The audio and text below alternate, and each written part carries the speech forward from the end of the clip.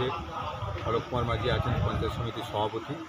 প্রত্যেকটা অঞ্চলে যেমন পাঁচরাতে আমাদের প্রধান আছে, উপপ্রধান আছে এবং এখানে পঞ্চায়েত সমিতির মেম্বার আছে এবং আমাদের আজাপুরে গেছিলাম ছাত্রাতে, ওখানেও সকলেই ছিলেন, প্রধান অঞ্চল সভাপতি সকলেই ছিল এবং আমাদের বিডিও সাহেব এসেছেন, আমাদের বিধায়ক, আমরা সকলে মিলে এখানে পরিদর্শন করলাম।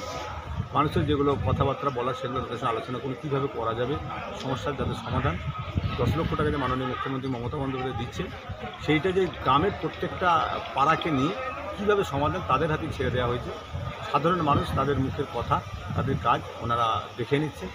সেই ক্ষেত্রে যে মাননীয় মুখ্যমন্ত্রী মমতা বন্দ্যোপাধ্যায় সার্বিক এই যে প্রকল্পটা চালু করেছে, এটা সত্যি সাধারণ মানুষ মাননীয় মুখ্যমন্ত্রী মমতা বন্দ্যোপাধ্যায়কে ধন্যবাদ জানাচ্ছে এই কারণেই, তাদের কথাটাকে সরকারি আধিকারিক শুনে সেইখানে 10 লক্ষ টাকার কী কাজ হবে তারা কিন্তু সেটা বলতে পারছে, জানতে পারছে, সে কাজগুলো হবে।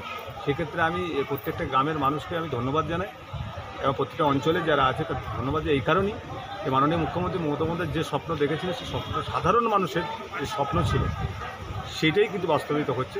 তা প্রত্যেকে আমার শ্রদ্ধা রইল যেন আমরা শান্তিপূর্ণভাবে আমাদের কাজগুলো আমাদের করে নিতে পারি।